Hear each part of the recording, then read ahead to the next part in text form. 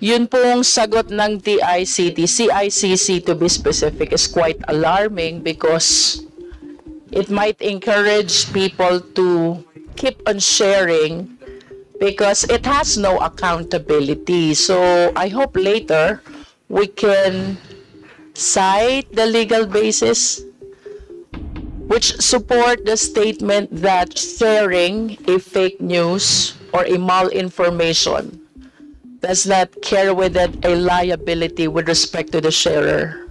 That is very alarming, sir. To continue, Mr. Chair, I think everybody agrees that we all recognize the freedom of speech, the freedom of the press, the freedom of expression as one of the primordial constitutional guarantees. However, kagaya po ng sinabi ng ating esteemed colleagues, ang lahat ng batas, ang lahat ng karapatan ay hindi absolute. It has to be subjected to restriction. And as I was listening to our hearing today, since this morning, I can already conceive the magnitude of the danger, the problem that we are facing right now. As a matter of fact, Mr. Chair, talking about internet, talking about cyberspace, unlike ordinary crimes, Tito, it is difficult to define territoriality because cyberspace, internet is boundless. And that is the challenge, the biggest challenge that we are facing right now. As a matter of fact, I wish to share one perfect illustration. Nakakatawa po kasi dumaan din sa news feed ko in one of the social platforms. Through AI, biglang nag-kiss ang former president at ang former senator, Laila De Lima. And I hope some of you were able to view that also. Pag-uwi ko po ng Batangas, at sabi nung magtataho, who's living in a very remote area, bati na pala si Duterte at si De Lima. So, that's how they influence people in the grassroots. And the question is, how do we correct the effect of wrong information? What if this wrong or fake information pertains to matters of national security? Ayaw nating mag-engage ng war, but because of fake news, somebody triggered and initiated some of us to engage in an activity which we have been really opposing and avoiding. Mr. Chair, amid all the challenges that everybody is presenting in today's hearing, I think everybody will agree that time is of the essence. Napapanahon na po for all of us to address the proliferation of fake news. It affects not only our personal interest, it could also affect national interest and even world's interest. With that, Mr. Chair, I have questions for DICT, and I wish I could get a very clear answer.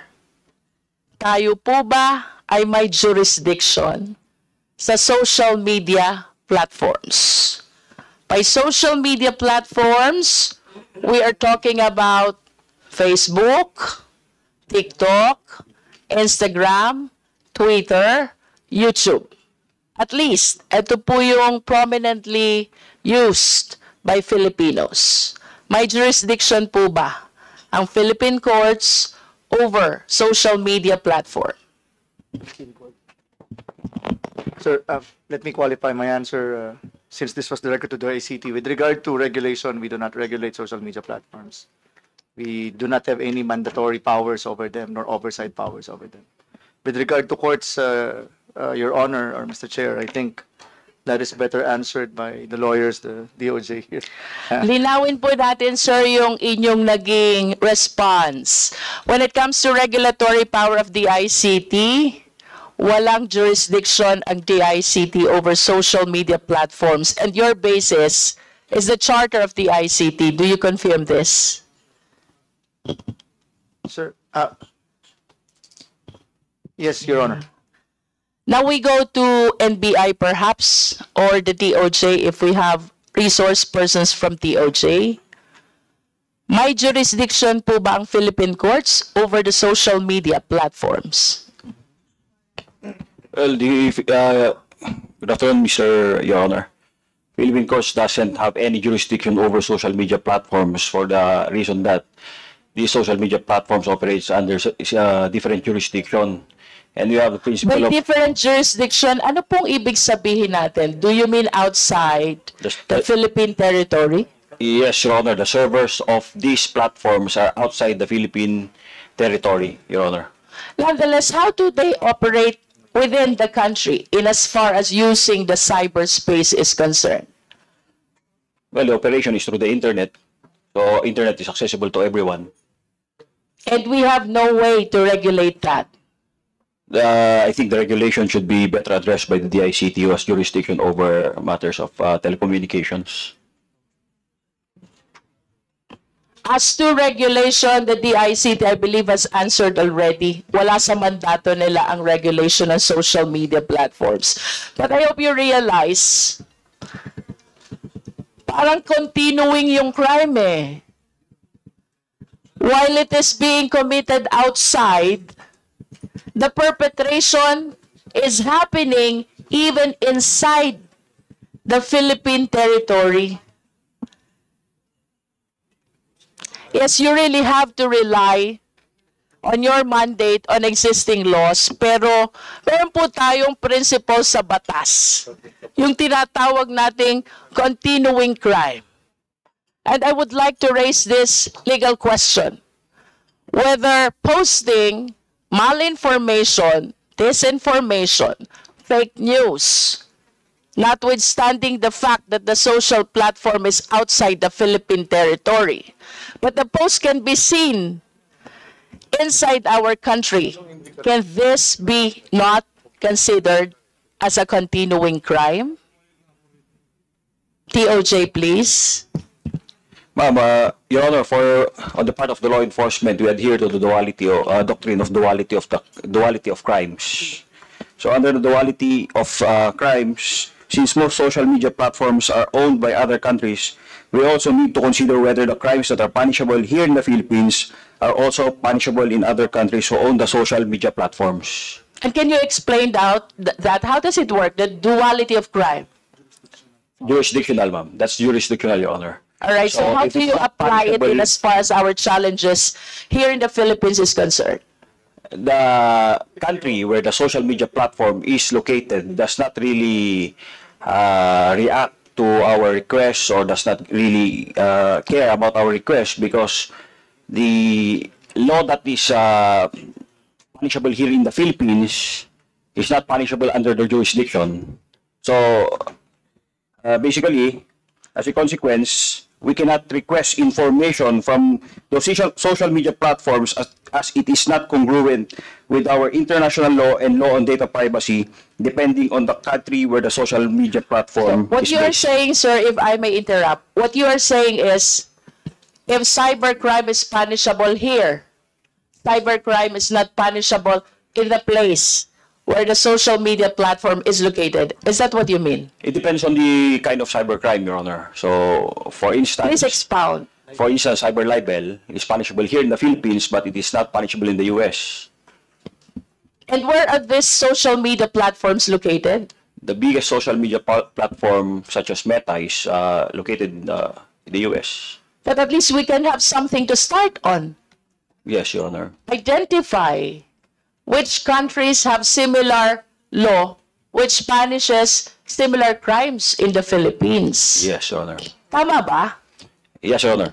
And with your statement, does it mean na halimbawa ang cybercrime is punishable in a foreign country, cyber libel, punishable in a foreign country, punishable in the Philippines as well, even when the social media platform is in the foreign country, pwede ba natin din silang i-include dun sa case to be filed inside the country.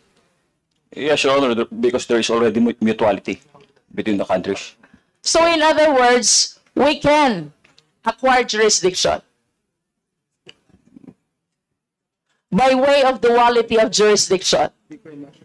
Following your explanation, DOJ, kapag parehas ang batas ng Pilipinas at ng foreign country where the social media platform is located, Yes, we can acquire jurisdiction. Do you confirm that? yes, Your Honor. So, kindly state for the record, nasan po yung Facebook? May I clarify, Your Honor? Yes, DOJ. Actually, I'm from the NBI, Your Honor. Actually, Your Honor, we do not acquire jurisdiction over the social media platform. We can only do requests, and the request we do is granted if the crime, which is the basis of the request, is also punishable in their jurisdiction. Yes, that is the duality of jurisdiction. Yes, Your Honor. But What is your basis in saying that we cannot acquire jurisdiction over the social media platform, notwithstanding the fact that both countries have the same law punishing the same crime? Because I believe when we say duality of jurisdiction, it means that we can acquire jurisdiction as well. Your Honor, good afternoon. I am the OIC Director for the Office of Cybercrime, Your Honor, an attached agency of the Department of Justice. Your Honor, as to the issue on jurisdiction, actually there is a way where we can acquire jurisdiction if there is a cyber warrant issued to a particular platform, but the limitation of that cyber warrant pertains only to computer data or informations that are stored in the or being held by these platforms to be produced or provided to us in relation to a particular case already filed in court, Your Honor. Hindi ba, sir, lahat naman ng napopost talaga ay incorporated in the data which are being kept by the social media platform? So I wish to believe na lahat ng lumalabas sa social media platform ay part and parcel ng data ng social media platform which is foreign-based. Tama po ba yun? Yes, Your Honor. I agree with your statement, Your Honor. But there are also some instances like dito po yung pumapasok yung retention, Your Honor, where kunyari sa Pilipinas po sa atin, if we have a particular, if our law requires a particular number of months or years for that platform to retain all those informations, we can. We are now qualifying our answer now. CICC, right? No? Let's go to the basic question. Kaya po ba nating mag-acquire ng jurisdiction over the social media platform? Please do not qualify your answer first. Tun muna po tayo sa general rule. Kaya po ba o hindi? Because you were mentioning already about the cyber warrant, cybercrime warrant.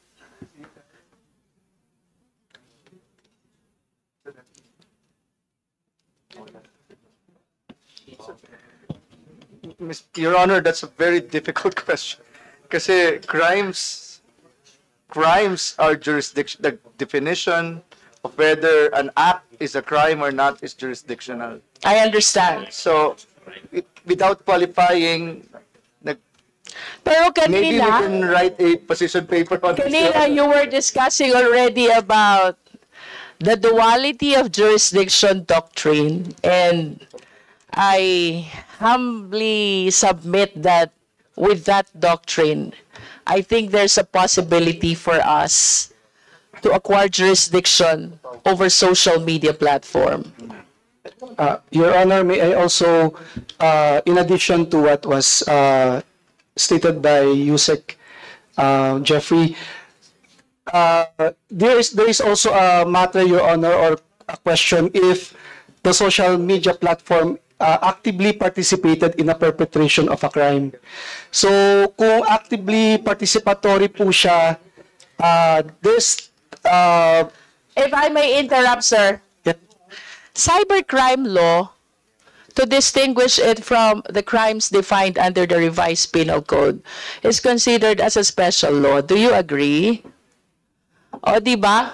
That's where the distinction lies between mala inse and mala prohibita. And when we speak about mala prohibita, what does it say? We do not care about malice. The only question is whether the crime is committed or otherwise. Tama po ba yun? Yes, Your Honor, we totally agree with that, Your Honor. Yes, but you were discussing about knowledge, about participation in the perpetration of the cyber libel or cybercrime. Parang medyo contradictory po yun doon sa konteksto ng mala prohibita or malum prohibitum.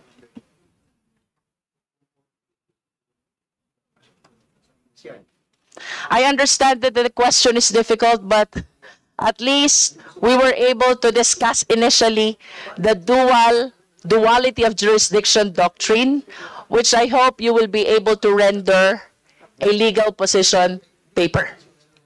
And in relation to that duality jurisdiction doctrine, I remember that my question started with the concept of continuing crime. Can you please shed light? Hindi po ba ito pwede i-consider na continuing crime? As long as the malicious post is still active, Yes. Your Honor. So you agree? Yes, Your Honor, we agree.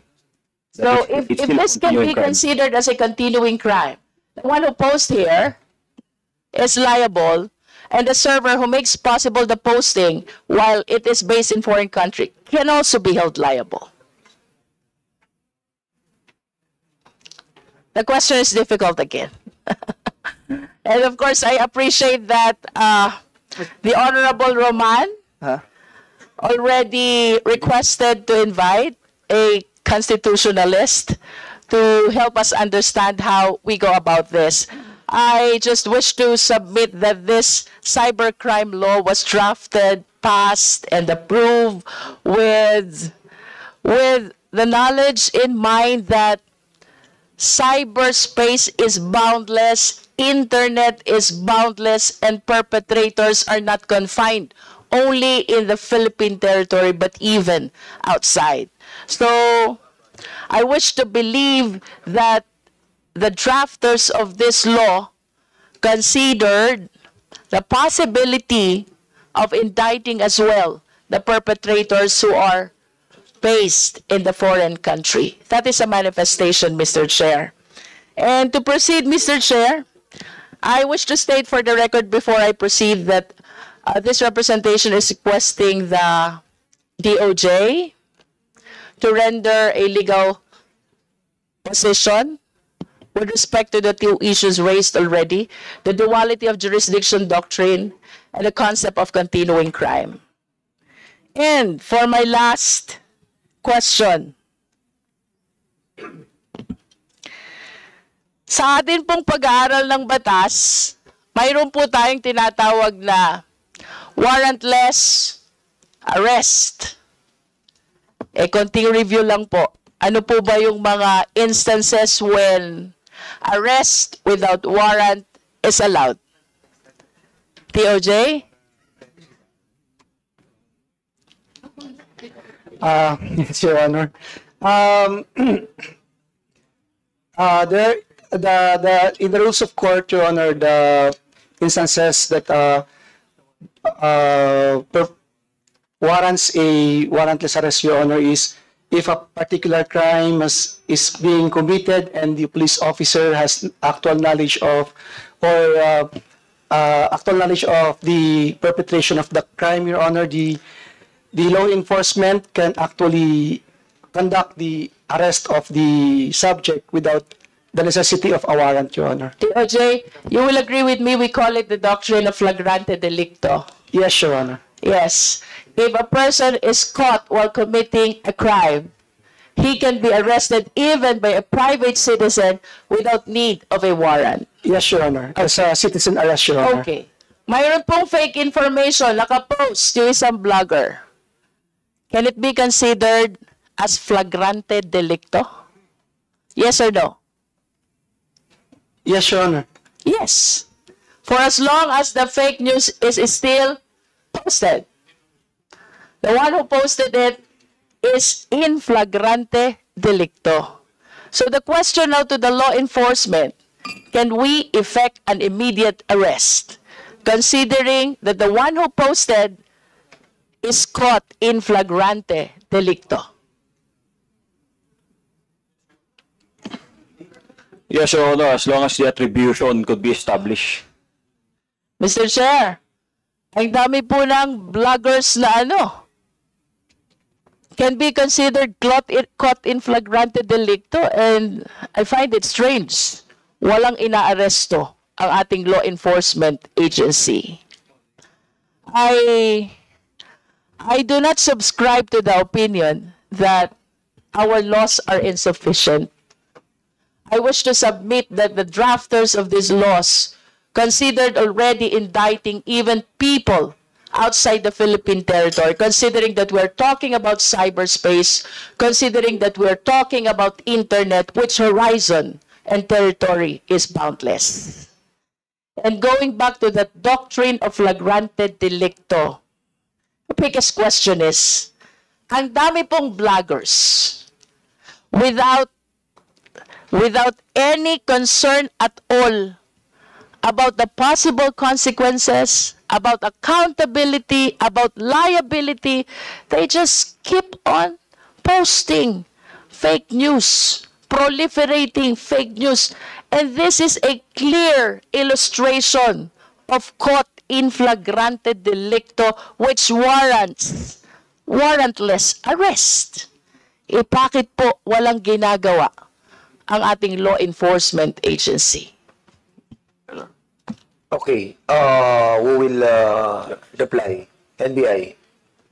Yes, Mr. Chair. So for that question, Mr. Chair, as already discussed a while ago, ang meron lang po tayo ngayon is cyber libel na batas.